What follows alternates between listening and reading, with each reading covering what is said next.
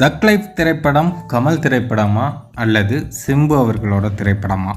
இதுதான் இப்போ மிகப்பெரிய கேள்வியாக சோசியல் மீடியாக்களில் ஓடிட்டுருக்கு.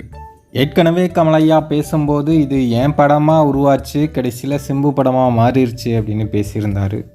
இப்போது அதுதான் உண்மை அப்படிங்கிற அளவுக்கு ஆடியோ லான்ச்சில் ஒரு சம்பவம் ஒன்று நடந்திருக்கு. அபிராமி பேசும்போது பேசாமல் எல்லாருக்கும் ஒரே வணக்கமாக போட்டிருந்தாங்கன்னா பிரச்சனையே வந்திருக்காது. அவங்க எல்லாருக்கும் தனித்தனியாக வணக்கம் சொன்னதுனால தான் இப்போ இவ்வளோ பிரச்சனை சோசியல் மீடியாக்களில் அடிச்சுட்டு கிடக்குறாங்க. கமல் ஐயாவுடைய ரசிகர்களுக்கு ஒரு ஸ்பெஷல் வணக்கம், ஏஆர் ரகுமான் அவர்களுடைய ரசிகர்களுக்கு ஒரு ஸ்பெஷல் வணக்கம், மணிரத்னம் அவர்களுடைய ரசிகர்களுக்கு ஒரு ஸ்பெஷல் வணக்கம் அப்படின்னு ஒவ்வொருத்தருக்காக வணக்கம் சொல்லிட்டு வந்தாங்க அபிராமி. ஒவ்வொருத்தருக்கு சொல்லும் போதும் லைட்டாக அங்கங்கே கை தட்டிகிட்டு இருந்தாங்க. கடைசியாக சிம்பு அவர்கள் பெயரை சொல்லி சிம்பு அவர்களுடைய ரசிகர்களுக்கு ஒரு ஸ்பெஷல் வணக்கம் அப்படின்னு சொல்லும்போது அங்கே இருந்த அரங்கமே பயங்கரமாக அதிர ஆரம்பிச்சிருச்சு. ரொம்ப நேரத்துக்கு கைத்தட்டல் நிற்கவே இல்லை. அதுக்கப்புறமா சிம்பு எழுந்து நின்று கொஞ்சம் அமைதியாக இருங்கன்னு கையை காமிச்சு அதுக்கப்புறம் ஒரு நிமிஷம் கழித்து தான் அந்த கைத்தட்டல் அடங்குச்சின்னு வைங்களேன்.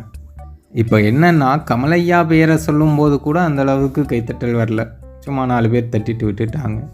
சிம்பு அவர்கள் பேரை சொல்லும் போது தான் இந்தளவுக்கு கைத்தட்டல் வந்திருக்கு. அப்போது இது சிம்பு படமா கமலையா படமா? நீங்களே கமெண்ட்டில் சொல்லுங்கள்.